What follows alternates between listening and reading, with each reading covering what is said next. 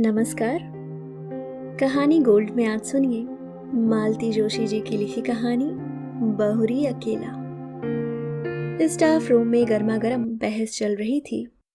मुझे देखकर क्षण भर को ऐसा सन्नाटा खिंच गया कि मुझे लगा कि कहीं बहस का मुद्दा मैं ही तो नहीं हूं। तभी मिसेस झा ने कहा, लो ये आ गई मिस स्मार्टी, इन्हें भेज दो, बहुत काबिल आइटम है, कैसी भी सिचुएशन हो ब्रेवली हैंडल करती हैं। मिसेस सक्सेना मुंह बनाकर बोली, वे दिन गए मिसेस झा, अब तो वे मिस प्रिविलेज्ड हैं, इन्हें कोई हाथ भी नहीं लगा सकता। क्या हुआ भाई, सुबह सुबह मुझ पर इतनी कृपा दृष्टि क्यों हो रही है? मैंने आखिर पूछ ही लिया। अरे हम गरीब क्या कृपा दृष्टि करेंगे? कृपा दृष्टि तो आप पर मैडम की है, इसलिए तो तुम्हें कोई असाइनमेंट नहीं दिया जा सकता, खासकर संडेज को। मिसेस सक्सेना कुटिलता से आंखें नचाकर बोली, कुछ पता भी तो चले कि माजरा क्या है। मैंने कुर्सी खींचते हुए कहा। उत्तर में सबने एक साथ बोलना शुरू किया। बड़ी देर बाद मेरी समझ में जो आया उसका सार यह था कि शुक्रवार को एमए फाइनल की लड़कियां अजंता एलोरा जा रही हैं, पर इंचार्ज मिसेस गुप्ता के ससुर जी आज अचानक कूच कर गए। अब सवाल यह है कि उनके स्थान पर किसे भेजा जाए। सबकी अपनी परेशानियां थीं। मिसेस सक्सेना की बिटिया वायरल में पड़ी थी, रविवार को किरण के देवर की सगाई थी, मिसेस कृपाल की सास पैर में प्लास्टर बंधवाकर पड़ी थी, खंडेलवाल के पूरे दिन चल रहे थे, दास गुप्ता के दोनों बच्चों के सोमवार से टर्मिनल शुरू हो रहे थे और बिसारिया पहले ही से छुट्टी पर थी। स्टाफ में 2-3 अति बुजुर्ग सदस्य थीं जिन्हें इस मिशन पर भेजना बेकार था। एकाएक मुझे याद आया, विभा तो जा रही है ना, या उसके यहाँ भी कोई प्रॉब्लम है? विभा तो जा रही है, पर वह तो खुद बच्ची है, लड़कियों को क्या संभालेगी? कोई जिम्मेदार व्यक्ति भी साथ होना चाहिए। और तुम्हें कोई हाथ नहीं लगा सकता, मैडम की चहेती जो हो। उनकी सख्त हिदायत है कि अंजू शर्मा को छुट्टी के दिन कोई काम ना सौंपा जाए। देर से शादी करने का यही तो फायदा है, सबकी सिंपैथी मिल जाती है। मैं चकित सी देखती रह गई। ये सब की सब मेरी कलीग्स हैं, सालों से हम साथ काम कर रहे थे, हमेशा कैसी शहद घुली बातें करती हैं। आज पता चला कि सबके मन में कितना जहर भरा हुआ है। उन सबके पास व्यस्तताओं की एक लंबी लिस्ट थी, एक मैं ही फालतू नजर आ रही थी, पर उनके शब्दों में प्रिविलेज्ड थी, इसलिए सबकी जबान पर जैसे कांटे उगाए थे। भला हो मिसेस देशपांडे का मेरा पक्ष लेते हुए बोली, अभी तक तो यही बेचारी सारी बिगाड़ हो रही थी, अब इसके साथ मैडम थोड़ी सिंपैथेटिक हो गई हैं तो तुम लोगों को जलन हो रही है। अरे यह तो सोचो कि इतनी देर से उसने शादी की है, पति भी साथ नहीं रहते, एक छुट्टी के दिन ही मेल मुलाकात हो पाती है, वह भी तुम लोगों से देखी नहीं जाती। उनकी बुजुर्गियत का ख्याल करके सब चुप हो गईं, पर सबके चेहरे पर यह भाव था कि इसने देर से शादी की है तो उसका खामियाजा हम क्यों भुगतें। मिसेस सक्सेना से तो आखिर रहा नहीं गया, बोली, आंटी अब साल भर तो हो गया, इतना तो कोई नई नवेली बहू को भी नहीं सहेजता। मेरा तो जैसे खून खौल गया। आप लोग यही चाहती हैं ना कि इस बार मैं लड़कियों के साथ जाऊं तो चली जाऊंगी, उसके लिए इतने ताने उलाहनों की क्या जरूरत है? और मिस्टर हबी, उनका क्या होगा? उसकी चिंता आपको क्यों हो रही है? That is my problem. उसी तैश में मैं मैडम के कमरे में चली गई और कह दिया कि मिसेस गुप्ता के न आने से कोई परेशानी हो रही हो तो मैं तैयार हूं। वे कुछ देर तक मुझे देखती रहीं, फिर बोली, it is very supporting of you. दरअसल मैं तुम्हें बुलाने का सोच ही रही थी, अकेली विभा पर तो भरोसा नहीं किया जा सकता ना। तो आप इतना संकोच क्यों करती हैं ma'am? You are the boss, आप जिसे कहेंगी उसे जाना ही पड़ेगा। आप नहीं जानती आपके इस सौजन्य का लोग कितना गलत अर्थ निकालते हैं। आई डोंट केयर, मैं तो सिर्फ शर्मा जी के बारे में सोच रही थी। मैं 4-5 बार उन्हें बतला चुकी हूँ कि वे मिस्टर कश्यप हैं, शर्मा नहीं, पर उन्हें याद ही नहीं रहता। अब तो मैंने टोकना भी छोड़ दिया है, इसलिए उनके सुर में सुर मिलाकर कहा, आप शर्मा जी की चिंता न करें, मैं उन्हें फ़ोन कर दूंगी। वे भी सरकारी नौकर हैं, ड्यूटी का मतलब समझते हैं। Okay, and good luck to you. घर लौटते समय बहुत हल्का महसूस कर रही थी। मेरे प्रस्ताव के बाद मैडम के चेहरे पर जो राहत के भाव उभरे थे, उनसे बड़ी संतुष्टि मिली थी। पर ईमानदारी की बात यह थी कि उनसे भी ज़्यादा राहत का एहसास मुझे हो रहा था। पिछले 2 हफ्ते श्रीमान जी नहीं आए थे। आखिरी बार जिस मूड में यहाँ से गए थे, लगता था इस बार भी नहीं आएंगे। 2 रविवार लगातार मैं पड़ोसियों की प्यार भरी पूछताछ से तंग आ गई थी। इस हफ्ते फिर वही सब दोहराना संकट लग रहा था। शायद इसलिए आगे बढ़कर मैंने यह जिम्मेदारी ले ली थी। मुझे एक बहाना चाहिए था, सो मिल गया। कभी कभी लगता है मैंने नाहक शादी की। जिंदगी अच्छी भली गुजर रही थी, न कोई टेंशन था न पछतावा। बस एक शादी की चिंता थी जो मुझसे ज़्यादा मेरे भाइयों को खाए जा रही थी।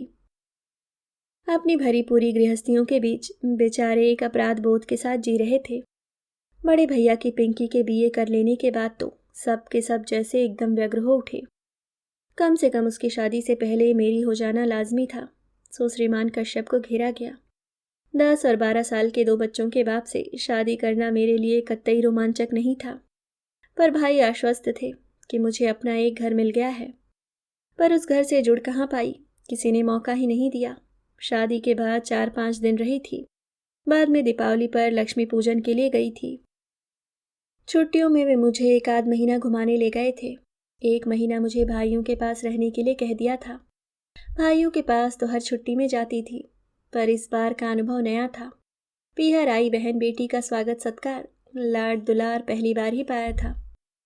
शादी के बाद भी मैं तो उसी घर में बनी रही। पर हाँ, मिस्टर कश्यप को ज़रूर एक अतिरिक्त घर मिल गया था। उनकी सारी छुट्टियां यहीं गुजरती। केंद्र सरकार की नौकरी थी। शनिवार रविवार छुट्टी होती। वे भोपाल से शुक्रवार को इंटरसिटी से आते और सोमवार की सुबह उसी ट्रेन से लौट जाते। साल भर से मेरा दाम्पत्य जीवन इसी साप्ताहिक तर्ज पर चल रहा था। उस रविवार की रात को भी वे घड़ी में अलार्म भर रहे थे कि मैंने कहा, सुबह चले जाएंगे। जाना तो पड़ेगा ही, कल सोमवार है, भूल गई क्या? सोमवार को कैसे भूल सकती हूँ, मुझे भी तो कॉलेज जाना है। पर मुझे और भी कुछ याद आ रहा है। क्या? कल शाम मैंने कुछ लोगों को खाने पर बुला लिया था। कल क्यों, आज ही बुला लेती ना। यूं ही बुलाना अच्छा नहीं लगता, कोई मौका भी तो हो। तो कल क्या है? आपकी याददाश्त तो इतनी अच्छी है। आपको यहाँ बैठकर भी अपने बच्चों के ही नहीं, भांजे भतीजों के, मामा मौसियों के जन्मदिन याद आ जाते हैं। कल तुम्हारा जन्मदिन है? नहीं, मेरा जन्मदिन तो कब से आकर चला गया। जिन्हें याद था उन्होंने मना भी लिया। आपके लिए मुझे 100 बहाने करने पड़े। एक साड़ी अपनी ओर से खरीद कर आपके उपहार के तौर पर पेश करनी पड़ी। मेरा जन्मदिन आपको याद नहीं रहा, कोई बात नहीं, पर कल की तारीख तो आपको याद रखनी चाहिए, या कि उसका भी आपके निकट कोई महत्व नहीं है। न चाहते हुए भी मेरी आवाज़ थोड़ी तल्ख हो गई थी। उन्होंने कैलेंडर की ओर नज़र डाली। ओह, कल 11 नवंबर है, मतलब अपनी शादी को 1 साल पूरा हो गया। धन्य भाग, आपको याद तो आया, पर आपने इस तरह मुंह क्यों लटका लिया? मैंने रुकने के लिए कहा ज़रूर है, पर कोई प्रॉब्लम हो तो रहने दीजिए। सेलिब्रेशन का मूड अगर है तो मैं साथ चली चलती हूँ, नहीं तो उसकी भी कोई ज़रूरत नहीं है। तुम चलना चाहो तो ज़रूर चलो, उन्होंने कहा, पर स्वर में कोई आग्रह नहीं था। सेलिब्रेशन का तो ऐसा है कि बच्चों की परीक्षाएं चल रही हैं। मंगलवार को रौनक का गणित का पेपर है, इसलिए मेरा कल जाना ज़रूरी है। सेलिब्रेशन से मेरा मतलब किसी पार्टी से नहीं था। हम सब मिलकर बाहर खाना खा सकते थे या एक आध पिक्चर देख सकते थे। बच्चों की परीक्षाएं चल रही हैं तो कोई बात नहीं, हम लोग दिन भर साथ ही रह लेते। यह प्रस्ताव अगर आपकी ओर से आता तो मैं उतने ही में खुश हो जाती, पर आपको तो याद ही नहीं था। आपको अम्मा जी के ठाकुर जी तक की याद रहती है। पिछली रामनवमी और जन्माष्टमी पर श्रृंगार का सारा सामान आप यहीं से ले गए थे। बस आपको मेरा जन्मदिन या अपनी शादी की सालगिरह याद नहीं रही। बार बार बच्चों का माँ का ताना क्यों दे रही हो? वे लोग मेरी जिम्मेदारी हैं। और मैं क्या हूँ, सिर्फ ज़रूरत। कैसी ज़रूरत? यह भी बताना पड़ेगा। कुछ देर तक कमरे में भीषण स्तब्धता छाई रही। फिर मैंने ही कहा, आप बच्चों के सामने एक आदर्श पिता बने रहना चाहते हैं, इसलिए मुझे तरजीह नहीं देते, जानती हूँ। इसलिए आज तक आपने मेरे स्थानांतरण के लिए प्रयत्न नहीं किया। आश्चर्य तो यह है कि अम्मा जी ने भी कभी इसके लिए जोर नहीं दिया। Please leave my mother alone. मैं कोई उन्हें गाली थोड़े ही दे रही हूँ, एक बात कह रही हूँ। कोई भावुक महिला होती तो कहती, बहू अब तुम आकर जल्दी से अपना घर बार संभालो और मुझे छुट्टी दो। पर वे बड़ी प्रैक्टिकल हैं, उन्हें यही व्यवस्था रास आ गई है। घर में उनका एक छत्र शासन भी बना रहता है और बेटे को कोई परेशानी भी नहीं होती। वह आदर्श बेटा बना रहता है, आदर्श पिता बना रहता है और उसकी साप्ताहिक आनंद यात्रा भी निर्विघ्न चलती रहती है। आनंद यात्रा? वाह, तुम क्या सोचती हो तुम कोई हुस्न परी हो जिसके लिए मैं दीवानावार चला आता हूँ? ठक। लगा जैसे किसी ने कलेजे पर एक घूसा जड़ दिया हो। बड़ी मुश्किल से मैं उस पीड़ा को जब्त कर पाई, फिर अत्यंत कसैले स्वर में कहा, मैं हुस्न परी होती तो 34 साल तक अनब्याही न बैठी रहती और न ही 2 बच्चों के बाप से शादी करती। यह बात कहने के साथ ही मैं दीवार की ओर मुंह करके लेट गई थी। इस कारण उनका चेहरा नहीं देख पाई, पर वह जरूर स्याह पड़ गया होगा। वे उस रात कब कहाँ कैसे सोए मैं नहीं जानती। सुबह अलार्म बजा था पर मैं नहीं उठी। उन्होंने शायद अपने से ही चाय बनाई थी, पर मैं दम साधे पड़ी रही। जाते समय उन्होंने मुझे आवाज़ दी भी हो तो पता नहीं। सुबह उठी तो लगा जैसे एक भयानक स्वप्न देखकर जागी हूँ। उसके बाद आज तीसरा शुक्रवार है, जनाब की कोई खबर नहीं। रूठ कर गए हैं, सोचा होगा मना लेगी, पर हम उस मिट्टी के नहीं बने हैं। बल्कि गुस्सा तो मुझे होना चाहिए था, अपमान तो मेरा हुआ है। सच तो यह है कि उनके न आने से मुझे राहत ही मिली थी, क्योंकि मुझे लग रहा था कि अब मैं उस व्यक्ति का स्पर्श या सामीप्य सहन नहीं कर पाऊंगी। सुबह बैग भर रही थी कि फ़ोन खड़का। मैं बोल रहा हूँ। मैं? कितना ज़बरदस्त अहम है, जैसे आवाज़ सुनते ही पहचान लिए जाएंगे। अच्छा आप हैं, कहिए। हम लोग रात को 9 बजे तक पहुंच रहे हैं। फ़ोन इसलिए किया है कि खाना बनाकर रख सको। पिछले 2 शुक्रवार से मेरा खाना बर्बाद हो रहा था, पर मैंने उसका जिक्र न करते हुए कहा, हम लोग मतलब? बच्चे भी साथ आ रहे हैं, इसलिए बस से आ रहा हूँ। ट्रेन बहुत लेट पहुंचती है। मैं पसोपेश में पड़ गई। मेरी चुप्पी से वे भी थोड़े विचलित हो गए। क्या हुआ, एनी प्रॉब्लम? कहो तो बच्चों को ना लाऊं। बड़ी मुश्किल से उन्हें राजी किया था। बच्चे आ रहे हैं तो दे आर मोस्ट वेलकम, लेकिन सचमुच एक प्रॉब्लम आ गई है। मैं आज शाम को अजंता एलोरा जा रही हूँ। प्रोग्राम बदल नहीं सकती? नहीं, क्योंकि ये प्लेजर ट्रिप नहीं है। कॉलेज की लड़कियों के साथ इंचार्ज बनकर जा रही हूँ। पर तुम ही क्यों? मैं क्यों नहीं? पिछले साल भर से तो उन्होंने मुझसे कोई काम नहीं लिया, मेरे सारे संडेज फ्री रखे। कॉलेज में इतनी परीक्षाएं होती हैं, पर कभी इन्विजिलेशन की ड्यूटी भी नहीं दी। पर किसी की सदाशयता का ज़्यादा फायदा उठाना अच्छा थोड़े ही लगता है। आखिर ये मेरी नौकरी है। इस बार उधर चुप्पी छाई रही। फिर 2 हफ्ते से आप आए नहीं थे तो मैंने सोचा इस बार भी नहीं आएंगे। मैं 2 हफ्तों से नहीं आया तो तुमने कोई खोज खबर भी तो नहीं ली। एक बार फ़ोन ही कर लेती। कारण मुझे मालूम था, इसलिए फ़ोन नहीं किया। मैं बीमार भी तो हो सकता था। बीमार होते तो आप ही मुझे फ़ोन करते, आप तो नाराज़ थे। मैं तो आज भी आपको एक्सपेक्ट नहीं कर रही थी। शायद अम्मा जी ने। हर बार अम्मा को बीच में क्यों ले आती हो? बहुत श्रद्धालु अंतःकरण से कह रही हूँ कि शायद अम्मा जी ने ही समझाया होगा कि कमाऊ बीवी से बनाकर चलना चाहिए। उधर से फ़ोन पटकने की आवाज़ आई। मैंने भी परवाह नहीं की। अगर आप कड़वी बात कहते हो तो सुनने का भी हौसला रखो। जब सुन नहीं सकते तो कहते क्यों हो? कॉलेज से लौटते हुए अचानक ख्याल आया कि सफ़र के लिए कुछ ज़रूरी चीज़ें ले लूँ। घर की ओर मुड़ने की बजाय मैं बाजार की ओर मुड़ गई। वह शायद मेरी होनी ही थी जिसने मुझे इस बात के लिए प्रेरित किया था, क्योंकि उस ओर मुड़ते ही एक स्कूल बस मेरे सामने आ गई। उसे बचाने के लिए मैं सड़क के इतने किनारे चली गई कि गिर ही पड़ी। क्षण भर को आंखों के सामने अंधेरा छा गया। पल भर में वहां भीड़ जुट गई थी। 4 सहृदय लोगों ने मुझे स्कूटर के नीचे से निकाला और पास के अस्पताल में पहुंचाया। मैंने तुरंत एक फ़ोन पड़ोस में किया और एक कॉलेज में। नीतू और उसकी मम्मी फौरन दौड़ी चली आईं और पूरे समय मेरे साथ बनी रहीं। कॉलेज में फ़ोन करने का मेरा उद्देश्य सिर्फ यह था कि वे लोग मेरे भरोसे न रहें, पर खबर मिलते ही प्रिंसिपल मैडम भी 2-3 लोगों के साथ आ गईं और जाते समय अपनी कार वहीं छोड़ गईं। और रात 10 बजे जब घर लौटी तो मेरे दाएं हाथ में प्लास्टर था, बाएं पैर की पिंडली में 6-7 टाके थे और घुटने और कंधे पर खरोंचें थीं। सौभाग्य से सिर पर कोई चोट नहीं थी, पर वह बेतरह घूम रहा था। घर आते ही पस्त होने से पहले मैंने बड़े भैया को फ़ोन लगाया। मेरे कुछ कहने से पहले ही वे बोल उठे, अरे इतनी देर तुम कहाँ थी? मैं कब से फ़ोन लगा रहा हूँ। उनके स्वर में उल्लास फूटा पड़ रहा था। मैंने अपनी बात कुछ देर को मुलतवी करके कहा, थोड़ा बाजार तक गई थी, पर आप मुझे क्यों ढूंढ रहे थे? अरे वो बीकानेर वाले पिंकी को देख कर गए थे ना, उनके यहाँ से हाँ आ गई है। अरे वाह, बधाई। लड़का 3 महीने के लिए जापान जा रहा है, इसलिए माँ के साथ एक बार मिलने आ रहा है। मेरी इच्छा थी कि कल तुम दोनों भी आ जाते तो लड़के को देख लेते। दरअसल क्या है भैया कि मैं कॉलेज के साथ टूर पर जा रही थी, तो इन्हें आने के लिए मना कर दिया था।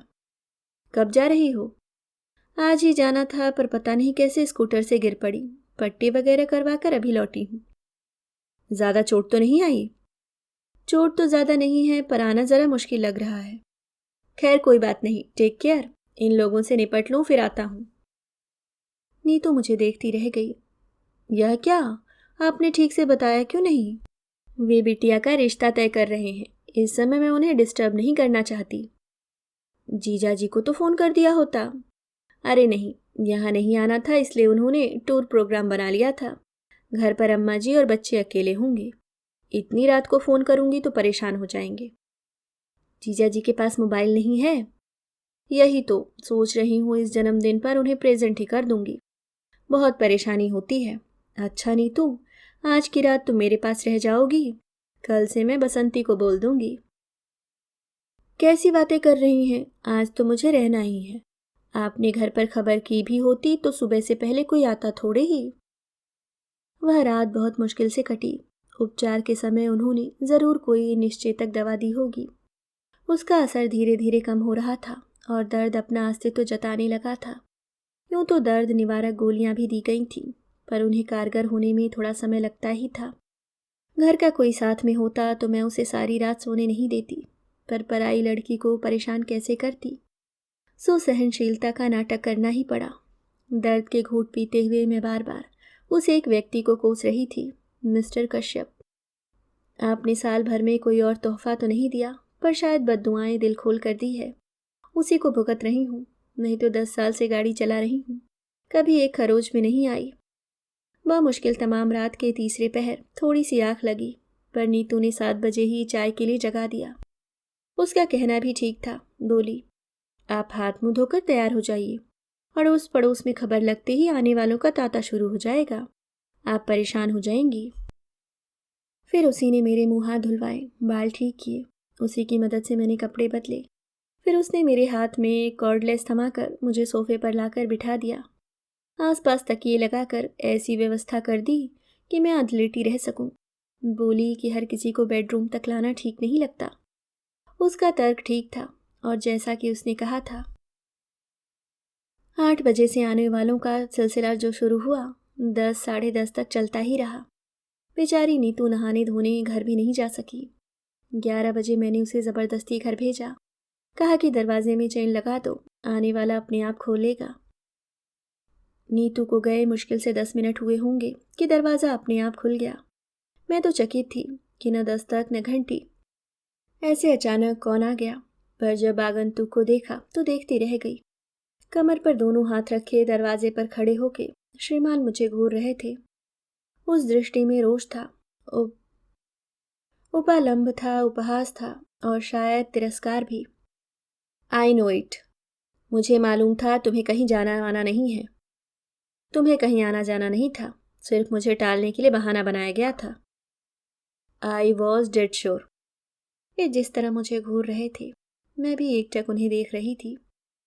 मेरी आंखों में उपालंब की मात्रा शायद ज़्यादा गहरी थी, क्योंकि थोड़ी देर बाद उन्होंने अपनी नज़रें फेर ली। उनकी नज़रें हटते ही मैंने कॉर्डलेस पर पड़ोस का नंबर मिलाया। सॉरी नीतू डार्लिंग, तुम्हें फिर से कष्ट दे रही हूँ, पर क्या है कि तुम्हारे जीजा जी आ गए हैं। 1 कप चाय बना कर दे जाओगी तो अच्छा रहेगा। मेरे लिए पड़ोसियों को कष्ट देने की कोई ज़रूरत नहीं है, उन्होंने कसैले स्वर में कहा। अब वे दरवाज़ा छोड़कर सामने कुर्सी पर बैठ गए थे। अगर घर में चाय बनने में कोई प्रॉब्लम है तो मैं बाहर पी सकता हूँ। वैसे भी मैं यहाँ रुकने वाला नहीं हूँ, सिर्फ देखने चला आया था। मैं भी उन्हें चाय पिलाने के लिए बहुत व्यग्र नहीं थी, बस चाहती थी कि इस समय हम दोनों के बीच में कोई तीसरा आकर बैठ जाए। मुझे पता था कि जीजा जी का नाम सुनते ही नीतू दौड़ी चली आएगी, और वही हुआ। 5 मिनट में नीतू 2 कप चाय लेकर हाजिर हो गई। हाय जीजा जी, नीतू ने चहक कर स्वागत किया और हुलस कर पूछा। आपको कैसे पता चला? दीदू तो फोन ही नहीं कर रही थी। पता करने वाले पता कर ही लेते हैं, इन्होंने कुटिल मुस्कान के साथ कहा। बेचारी नीतू इनका मंतव्य समझ नहीं पाई। अपनी ही रौ में बोली, मम्मी यही तो कह रही थी कि दिल से दिल को राह होती है, फोन करने की क्या जरूरत है। फिर इन्हें चाय पकड़ाते हुए मुझसे बोली, दीदी अब आप भी उठकर जरा सी चाय पी लो, सुबह से बोल बोल कर दिमाग चकरा गया होगा। वे मुझे सहारा देकर उठाने लगी और इनके चेहरे का रंग बदलने लगा। मेरी अधलेटी मुद्रा को वे अनादर का प्रदर्शन समझ रहे थे। अब उन्हें कुछ कुछ समझ में आ रहा था। उठने की प्रक्रिया में जब मेरा शॉल कंधे से खिसक गया तो प्लास्टर पर उनकी नजर पड़ी। अरे ये हाथ को क्या हो गया? गनीमत है कि सिर्फ हाथ ही टूटा है। आप खुशकिस्मत हैं जीजा जी कि ये सही सलामत बच गईं, वरना क्या से क्या हो जाता। तुम्हें मैं सही सलामत नजर आ रही हूँ? अरे हाथ ही तो टूटा है। सब लोग कह रहे थे कि किस्मत वाली थी जो सड़क के किनारे गिरी, अगर बीच में गिरती तो सोचो क्या होता। उस कल्पना मात्र से ही मुझे झुरझुरी हो आई। मैंने नीतू से कहा, थोड़ी हेल्प कर दोगी तो भीतर जाकर थोड़ा लेट लूंगी। हाँ अब आप बिल्कुल आराम करो, कोई आएगा तो जीजा जी निपट लेंगे। बिस्तर पर लेटते हुए मैंने कहा, बसंती को 2 दिन की छुट्टी दे दी थी, अगर किसी के हाथ खबर भिजवा दोगी तो वह आ जाएगी, 2 रोटी ही डाल जाएगी। बसंती को मैं खबर कर दूंगी, पर आप रोटी की इतनी चिंता क्यों कर रही हैं? हम लोग क्या इतना भी नहीं कर सकते? तुम्ही लोग तो कर रहे हो, पड़ोसी और होते किस लिए हैं? नीतू जब चली गई तो एक कमरे में आकर बोले, इतना सब हो गया तो क्या मुझे फोन नहीं कर सकती थी? मैंने एक क्षण उनकी ओर देखा और कहा, फोन कर भी देती तो क्या आप विश्वास कर लेते, या इसे भी एक बहाना समझते? वे चुप हो गए।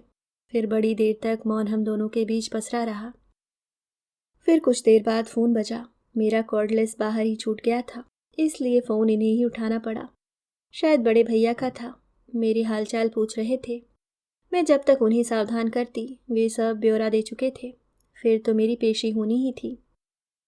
ये क्या कर बैठी तुम, और रात को मुझे बताया क्यों नहीं? मैं उसी समय चला आता। मुझे मालूम था इसलिए नहीं बताया, आप आ भी जाते तो सुबह फिर मेहमानों के लिए भागना पड़ता। अब आपकी उम्र इतनी भाग दौड़ करने की नहीं है। वैसे चिंता की कोई बात नहीं है, पड़ोसी बहुत अच्छे हैं और अब तो ये भी आ गए हैं। हाँ अभी फ़ोन पर उनकी आवाज़ सुनकर थोड़ा संतोष तो हुआ। अच्छा तो हम लोग सुबह आते हैं, टेक केयर। भैया के फ़ोन के बाद फिर से सन्नाटा छा गया। ये पेपर पढ़ते रहे। मैं सोने की कोशिश करती रही। नीतू दोनों की थालियां लेकर आई, तभी यह नीरवता भंग हुई। नीतू बोली, मम्मी तो कह रही थी जमाई जी को यहीं बुला लो, ठीक से खा लेंगे, पर मैंने कह दिया कि दीदी अकेले बोर हो जाएंगी।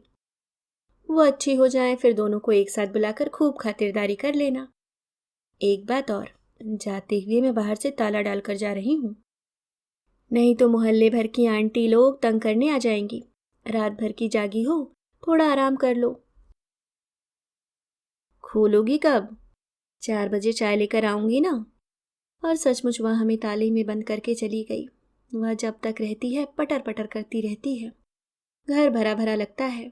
उसके जाते ही एक निचाट सोनेपन ने घेर लिया। उस असहज एकांत से निजात पाने के लिए मैंने कहा, आप तो आज ही जाने वाले थे ना? तो दिन में निकल जाते, रात में ठंड से परेशान हो जाएंगे। वे एक क्षण मुझे घूरते रहे, फिर बोले, मुझे क्या इतना गया गुजरा समझ लिया है कि तुम्हें इस हाल में छोड़कर चला जाऊंगा? एक तरह से बात यहीं पर एक अच्छे बिंदु पर समाप्त हो जानी थी, पर मेरे मन में तो प्रतिशोध की आग धधक रही थी। वह हुस्न परी वाला डायलॉग मेरे कलेजे में कील की तरह गड़ा हुआ था। उसी ने मुझे चुप नहीं बैठने दिया। मैंने बड़े नाटकीय अंदाज में कहा, मेरी ऐसी हालत है तभी तो कह रही हूँ, रुक कर क्या करेंगे। वे अवाक होकर मुझे देखते रह गए। What do you mean? कुछ नहीं, एक पुरानी बात याद आ गई। एक बार आए थे और मैं संकोच के मारे मैं क्षण भर को चुप रह गई। उस दिन आप कितना नाराज हुए थे, कहा था कि फोन तो कर देती, बेकार में 200-250 रुपयों का चूना लग गया। उनका चेहरा फक पड़ गया। डूबती सी आवाज में बोले, उस बात को अब तक गांठ बांधे बैठी हो? यही क्यों, और भी बहुत सी हैं। सारी गांठें खोलने बैठूंगी तो सुबह से शाम हो जाएगी। तुम तो ऐसे कह रही हो जैसे मैं तुम पर बहुत अत्याचार करता रहा हूं। प्रचलित मायनों में जिसे अत्याचार कहते हैं वह तो आप कर नहीं सकते हैं, क्योंकि मैं उतनी बेचारी नहीं हूं। आपका तरीका बहुत सोफिस्टिकेटेड है और अप्रोच बहुत ही प्रैक्टिकल। बहुत आसानी से आप सामने वाले की भावनाओं को अनदेखा कर सकते हैं। मसलन मसलन अब कहाँ से शुरू करूं? चलिए शुरू से करते हैं। याद है जब शादी के बाद पहली बार हम लोग इस घर में आए थे? मेरी सहेलियों ने घर को बहुत कलात्मक ढंग से सजाया था। हमारा स्वागत भी बहुत शानदार हुआ था। हार, फूल, संगीत, उपहार, मिठाई, और लोग इतने कि पैर रखने को जगह नहीं थी। उसके बाद जब हम अकेले हुए तो आपका प्रश्न था, फ्लैट तो बहुत सुंदर है, कितने का पड़ा? क्या मुझे यह पूछने का हक नहीं था? जरूर था, पर आपकी टाइमिंग गलत हो गई। उस निभृत एकांत की अवहेलना कर आप इंदौर और भोपाल की कीमतों की तुलना करते रहे। बातों बातों में आपने यह भी पूछ लिया कि मैंने लोन बैंक से उठाया था या जीपीएफ से लिया था, और यह भी कि किश्तें पट गईं या कि अभी बाकी हैं। मेरे ख्याल से मुझे यह भी पूछने का हक नहीं था। हक 100% है, पर यह विषय उस दिन के लिए नहीं था। मुझे मालूम है मेरी शादी में मेरी नौकरी, मेरा वेतन, मेरा फ्लैट प्लस पॉइंट थे, पर वे ही अहम मुद्दा होकर रह जाएंगे और मैं गौड़ हो जाऊंगी, यह नहीं सोचा था। अगली बार जब आप आए तो आपने नॉमिनेशन के बारे में पूछा।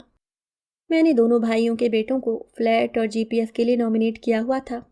आपने कहा कि अगर नामांकन बदलना है तो फुर्ती करनी होगी, नहीं तो बाद में बहुत परेशानी होती है। इसमें गलत क्या था? सरकारी दफ्तर में काम करता हूँ, रोज देखता हूँ कि लोग बाद में किस तरह परेशान होते हैं। मैं भी जानती हूँ, पर महीने भर पहले ब्याही औरत भविष्य के सपने देखती है, उसे वसीयत के बारे में सोचना जरा अच्छा नहीं लगता। बदली हुई परिस्थिति में शायद मैं खुद इस विषय में पहल करती, पर आपकी उतावली देखकर वितृष्णा हो आई। इसके बाद तो एक्सप्लॉयटेशन का एक अनवरत सिलसिला शुरू हो गया। मेरे टेलीफोन का बिल दुगना तिगना आने लगा।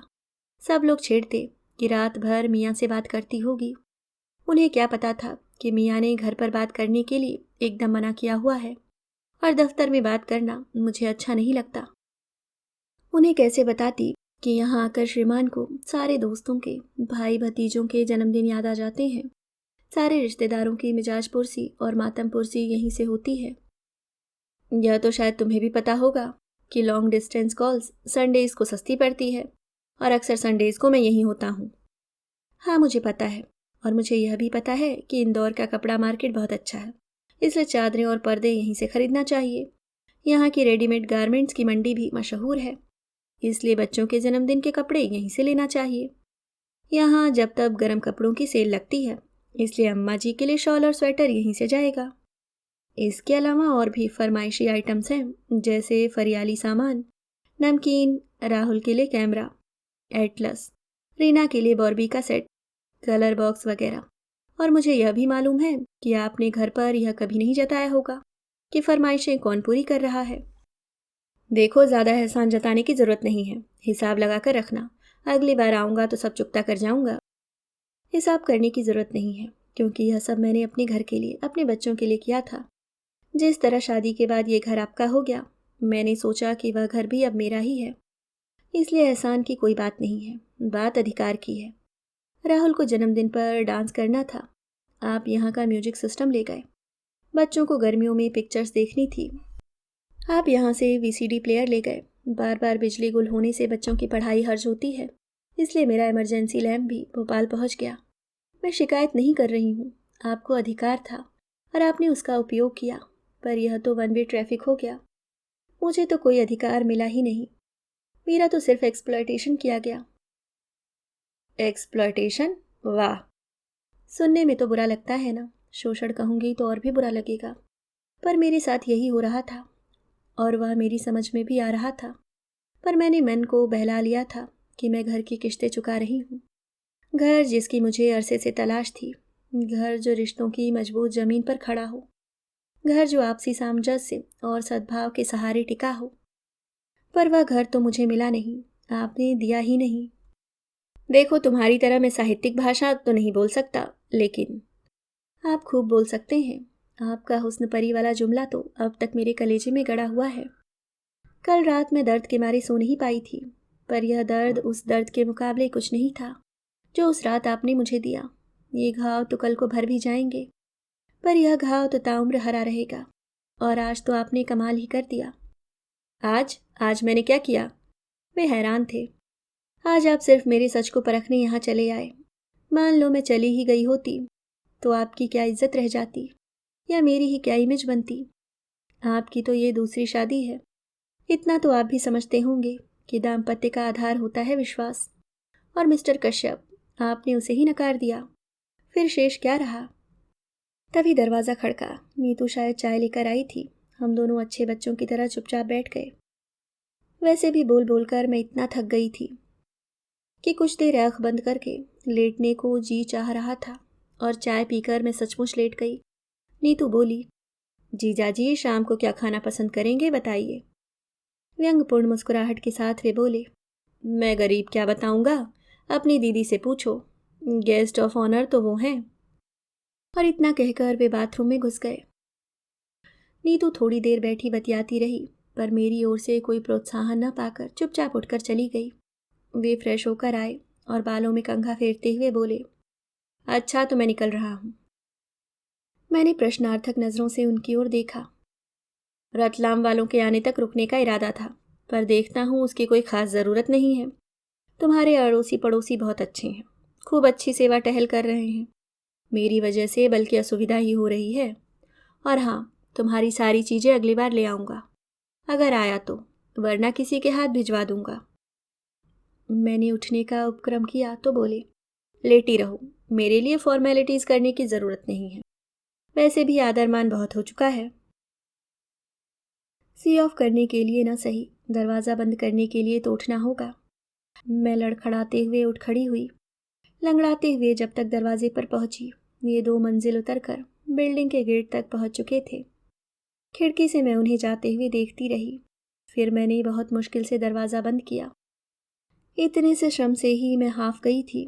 देर तक बंद दरवाजे से पीठ लगाए मैं निस्पंद सी खड़ी रही। सामने वही खिड़की थी जहाँ से मैंने उन्हें जाते हुए देखा था। मुझे लगा वे मेरे घर से ही नहीं, जीवन से भी चले गए हैं। अलविदा मिस्टर कश्यप, मैंने कहा। आज से मेरे घर का और मेरे मन का दोनों दरवाजे आपके लिए बंद हो चुके हैं।